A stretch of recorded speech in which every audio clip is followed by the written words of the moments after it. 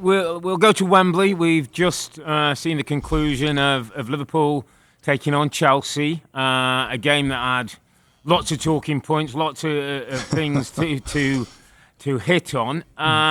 But it is Liverpool who win. It's another piece of silverware for Jurgen Klopp. The first of 4 that they're chasing, so 1 in the bag, 3 to go. Give me some of your takeaways, Rob. Some big picture before we go into detail. There's a lot, Rob, isn't there? There's a lot. I just felt like I've just watched 3 games in one. I mean, it seemed like the longest, game forever. So many incidents, so many chances, so many it's disallowed goals. We had both teams hit the post. Mm-hmm. Both goalkeepers were outstanding, by the way. And it was an amazing game. And, we just finished watching it. And it's very easy, Rob, to cut to extra time, right? And we'll get to some of the details and stuff. But the difference here, and by the way, my overriding thought of this game, if I had a day to step out and take a breath on it, it was... There was nothing in this game. There was nothing in the game. Both teams had brilliant chances to score goals. They should have scored goals, both sides.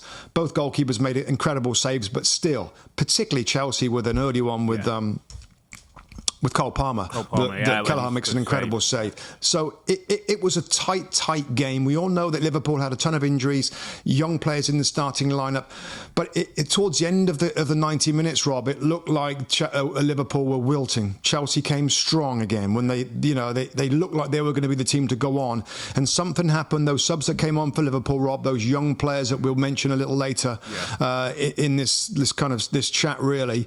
And what the manager must have said at the end of 90 minutes going into extra time that took this football club to the top of them steps picking up the trophy and the team that didn't. And there's a lot of little nuanced differences there, but a sign of a manager that's just got that magic, whatever it is, sparkle, dust, whatever he says to those players, whether they're experienced players or whether they're young players. He somehow found a way for that club to go again, Rob, and that team to go again in extra time and force that goal with Virgil van Dijk. I mean, also Van Dijk's kind of game as well was pretty spectacular, and for him to score the winning goal, you could see what it meant to him and the players and the fans. And you see the scenes at the end there, Rob, which is probably the image that we've just switched off our TVs and come away with is You'll Never Walk Alone, with the whole club, with Jurgen Klopp in the middle there in front of the fans, singing that for them.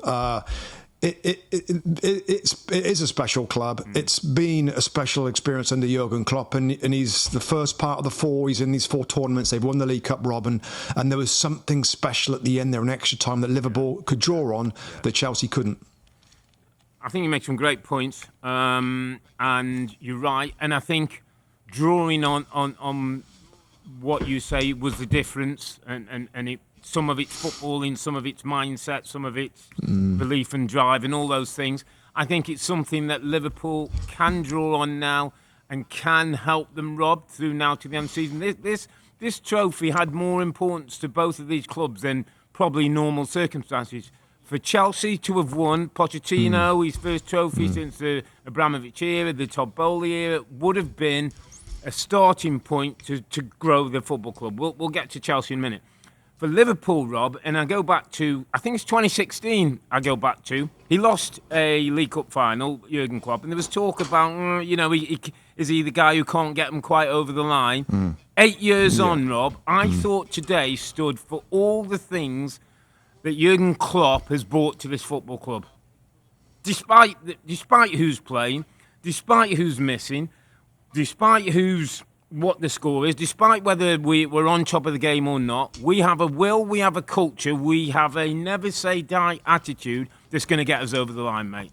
And I thought it showed through the club today. It was a victory for everybody who's associated to Liverpool, whether you're an academy director who's worked with one of those kids, whether you're a scout who's brought in the Virgil van Dijks of the world, the top end, or the local lads who've come in. I just thought it was a club victory today for Liverpool and a massive statement to what Jurgen Klopp has done and brought to the club, and actually, Rob, what they miss when he's going to leave.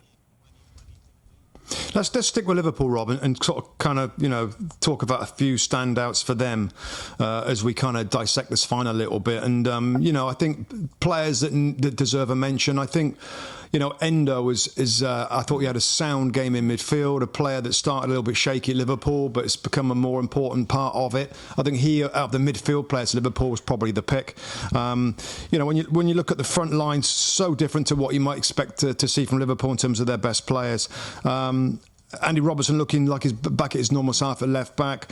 I mean, Conor Bradley, the right fullback, Rob, that ended up playing higher up, didn't he, in the game when Gomez came into right side. And I'll go straight to my underappreciated performer, Rob, because it does come in this game. And I know there's Premier League games we'll get to as well, and there's some other incidents, but and maybe he is appreciated more than maybe what I think. But Caoimhin Kelleher, the second choice Liverpool goalkeeper, that's played maybe 5 Premier League games last year, maybe a similar amount last year. He hasn't played a lot of big first team games. He's been in the Cup. I think he's played like 5 in the Europa, 5 in the League Cup or whatever. So he's the second choice guy. Yeah. And I just want to say that he looks like a very, very high level goalkeeper. Forget about who he's behind. He's of course behind one of the best in the world in Alisson. But they have got another tremendous goalkeeper, Rob, in all aspects. We've mentioned him, I think, in the past and other games where he stepped in and did a great job. The save to Cole Palmer, where he's instinctively guessed, really, by he's had to throw his arm in the position. He's so close to Palmer, he's had to guess where to throw his arm, makes a brilliant save. And other saves later in the game to Conor Gallagher, I think late in the game, I remember as well. Yeah. This kid is amazing. I think he's mid-20s. 25. He's got a huge career ahead of him. Yeah, so you got other clubs that, those that might need a goalkeeper. That experience for him today, I'm so pleased for him, because it's not easy to be, even though he's fairly young as a goalkeeper at 25, to keep sitting on the bench behind an outstanding goalkeeper at Liverpool. I think he is miles better than what you might expect for a second choice goalie. And Kelleher today showed that everybody is, between his mentality, demeanour, confidence, his mental state, Rob. He ain't jumping around. He's not one of them. He's pretty calm goalkeeper, but capable of making good saves. Had tons to do with his feet as well. Never made any mistakes. I think he's a really top class goalkeeper already. It's a brilliant shout, mate. Absolutely brilliant shout, because. Again, just before midweek, I was doing the Luton game, the Liverpool Luton game, and you do your little notes and that. And I wrote with Kelleher, who's in obviously because Alisson's picked up some muscle injuries, which is a little bit frustrating, I'm sure, for you and Klopp. I wrote down, Rob, worry-free number 2. Play him and they didn't worry. Some number 2s come in and you think, oh gosh, can't wait to get the number 1 goalkeeper back in the sticks, because it all doesn't look quite the same. He looks confident, Rob. He's not dramatic. He's got a nice, cool poise and presence about him. He's got the confidence of his teammates. They play back to him, Rob. When his shots go in, they know he'll hold on to him. I think it's a brilliant shout. Let me pose you a question then on Kelleher. Well, first of all, is there a worry that he might become a target for somebody who might want to put him as his number 1, and might at some point he want to do that? And the second second part of the question, Rob, is, doesn't this also lend again to the management of Klopp? Because even if Alisson was fit, wouldn't Kelleher have played? Hasn't he often played, Kelleher, in these kind of games to make sure he's on top of games? And I think, Rob, not just to play, but to feel part of the group. Yeah, I think he would have played, Rob. I think he has played many games. I haven't got the data in front of me right now. I think he's played quite a bit of it. It makes sense, doesn't it, to play. If somebody as good as him, he needs to play games, because the less games he plays, the more chance of him getting away. And it is a concern, Rob, isn't it? Because now after a game like this, just put yourself in his shoes, right? His shoes. Now, I'm not sure how long Alisson's going to be out, so this isn't going to be immediate. But can you imagine the next time that Kelleher jumps out the side? Alisson's back, he's fit, he's playing well. Caoimhin Kelleher's on the bench, and he remembers back to a day like today and what it means to be in the first team when you win games and you win trophies. And I don't know. It's impossible for us to know how satisfied he is with the status quo about being number 2 goalkeeper. it's not as though Alisson's like reaching the end of his career, Rob, is it? I mean, he's still got a long way to go. And so I don't, one of those, I just don't know how satisfied he's going to be. I mean, it is a special club and he's had plenty of minutes under Liverpool, but listen, that's something we'll see. I just want to give him a shout out today, Rob, for somebody that should be regarded as being one of the best in the Premier League, even though he's a number 2. That's all I wanted to say on that. Yeah, one other person I want to mention, mate, and I think you mentioned him in the top. I think the captain today deserves a mention. Virgil van Dijk, by the way. Yeah. The goal he scores that gets ruled out correctly, I have to say, for the VAR call. Great work by VAR. Yeah. We give it criticism, but he picked up on that. The header that he scores, I think the way he plays. Rob, there's been some criticism after the injury. Is he the same player? Is he still the best of class in there? I think his attitude. I think he started, Rob. He's played with Konate, he's played with Gomez, he's played with Matip, he's played with Quansah. They all have fitted in next to him. He looks like he's enjoying the responsibility now and is driven with Klopp, and obviously got a great relationship with Jurgen Klopp, is driven for these trophies to make sure his manager goes off in the right way. I thought he was outstanding today, and not just the player, because I think we all know he's a bit of a Rolls Royce and he can do it. But I thought the personality and the character, and when I look at Chelsea, and we look at Chelsea, how they could do with a Virgil van Dijk in that group, how they could do with somebody of that stature, Rob, who can, when they were on top and the game was theirs to be won, pushes them on and goes and they go and win it. That's what Chelsea were missing, I thought, today, and was part of the difference in the two teams. Just go back to the disallowed goal, Rob, because the amount of crazy feedback that I get on social media when I post saying that it was a good call. I mean, I wish people would just check the FIFA laws. They're out there online. You just tap in there, you Google FIFA laws of the game 23, 24, get the current, go down to law 11 offside, and it's in the text right there. If you're in an offside position, and there's no question, Endo is offside when the ball is played, so he's in an offside position, and then he inhibits a player or restricts a player that could have challenged for the ball, then he's interfering with play.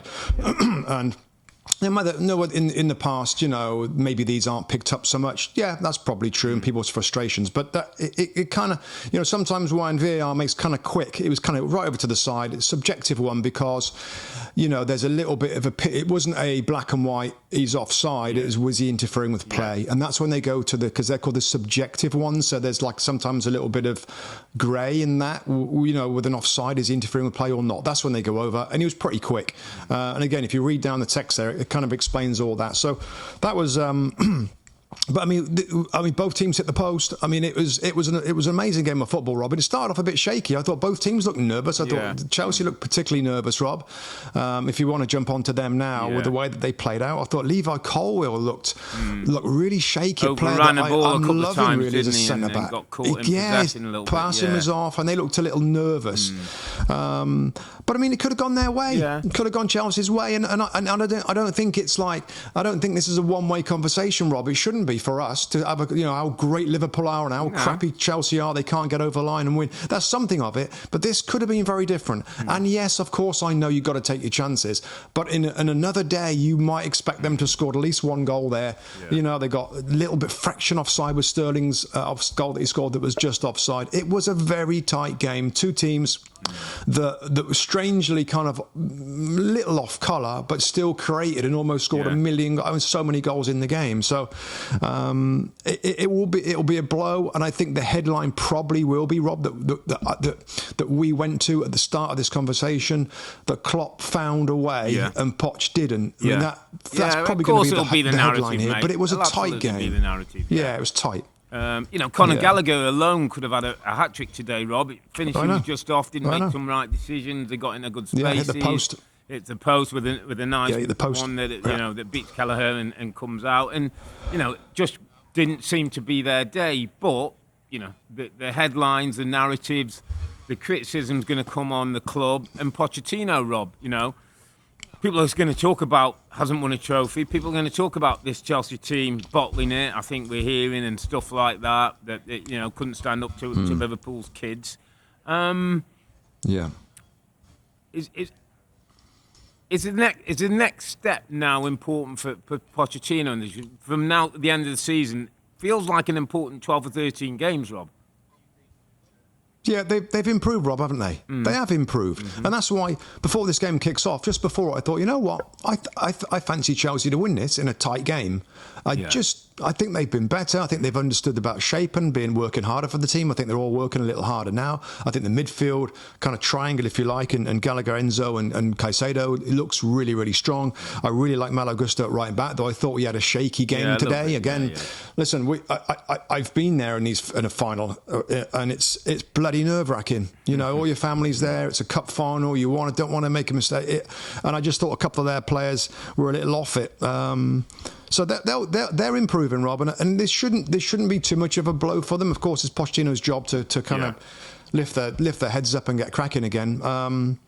But no, I mean, it's just the difference there. And those kids, we should mention them, Rob. Jaden Downs, Bobby Clark, and James McConnell. Apart from, you know, the Connor Bradleys that was outstanding in the game, and Caoimhin Kelleher that we talked about. I mean, that's well done for the Liverpool Academy to bring those young players in to be able to make an impact in a cup final. I mean, that will end up being a story in extra time how those kids came on, were not phased. And compared to the Chelsea subs, you had Mudryk come into the game, didn't you? And Madueke come in, had little and Kukuzoa and little flashes, and yet they lost it. Chelsea lost somehow. They lost their way in extra time. And Virgil van Dijk, I mean, he gave him a warning earlier with the goal that was offside with Endo. I mean, he is a powerhouse and a Premier League and Liverpool legend, really, isn't he? Virgil van Dijk. Robbie's getting to the point where the way he carries himself, he's a proper top player in this league. Just going back on the point, and I was just making a point with these young players, Rob, and it's like, it's not just their ability. We've all grown up with talented players and seen players, but it's almost like the confidence that they play with, Rob. They're happy to accept the ball. They'll take it under pressure. They play out from the back. They don't just, at times, I remember when I was a kid getting into the first team, first thing I want to do is just pass the ball, keep it safe and move on. These kids, and I'm not sure... It's different, Rob, isn't it, now? It is different, and the academies train them. And I'm just saying it's a credit to all the academies out there and all the academy coaches who we don't know often, we don't see, they don't often get a pat on the back. But how sort of fitting it must be for an academy coach who might not even be at the game, but watch some of these kids who they've had at U7s, U8s, U9s, and then we're seeing them in a first team picture at whatever, 17, 18, 19 years of age, and be comfortable, Rob. It does augur well for English football when you see these kids coming in and the kind of confidence with which they play. Yeah, it's well said, and I think you're seeing it from a lot of clubs in England now. I think our academy system now and the way that the Premier League teams have had the money to invest over the last decade are really starting to, I think we're seeing that in the national team with England, national team with the young players coming through and being really strong, for the most part, being developed at Premier League clubs. And then when you look in the stands, Rob, and you see Mo Salah and Szoboszlai and Van... Trent Alexander-Arnold and everybody else that isn't fit. Yeah, they're all there. I was like 4 or 5 of them in a line. It's like this club. It just goes back to Jurgen Klopp's kind of decision to move out right now. It's a great job for somebody, isn't it? Now, Rob, he's waiting for somebody, isn't it? It's a great job for somebody. Yeah, and I mean, just finally on this, Rob, and Jurgen Klopp. That's the 7th trophy, I think, now with Liverpool. Yeah. And you're definitely seeing him more animated, taking it in, enjoying it more, running to different sides of Anfield, running to the, being right in the centre of the trophy there when they both lift it up together. So you're seeing the Klopp effect. I mean, we got weeks yet, mate, and we shouldn't get into this yet about Jurgen Klopp. No. But I mean, I was thinking the other day, Rob, if you had to mould, right, if you had a flipping AI bloody robot for a Premier League manager and all the things that you might want from that person in terms of personality, strength, tactical smarts, being understanding with players, arm around the shoulder, being confident in interviews. I mean, he is... I guess maybe you want him to be English. Maybe you're going to be wanting to come from your area of England, I suppose. But other than that, he ticks... I mean, Pep's incredible, right? Yeah. But in different ways, Rob. Pep doesn't sort of tick every box that Klopp does. Klopp ticks every box, doesn't he? And this isn't not a criticism, but an observation. Pep's less warm than Klopp. Klopp's warmer, Rob. Less connecting with the fans. Yeah, more connected. Doesn't connect with the fans so much. It's a good point, though, and I know exactly what you're saying. There's a tick list of listen, when Liverpool got him robbed from Dortmund, I don't think they quite understood or realised just how big a personality and how good this guy was, and he's shown over the 8 years that he does tick a lot of the boxes, and he's going to be big shoes to fill. But we've got an exciting last 2-3 months of the season. I heard somebody talking about it this week, a journalist or something, and said Jurgen Klopp understands about this next 2 or 3 months, and he's almost like he's a bit of a showman. And I think he knows that the cameras are going to be on him, and he's going to give us stuff. He's going to give us stuff, and he's emotional, Robbie. He wears his heart on his sleeve. Another thing that I think we like about him, maybe that Pep doesn't do it in quite the same way.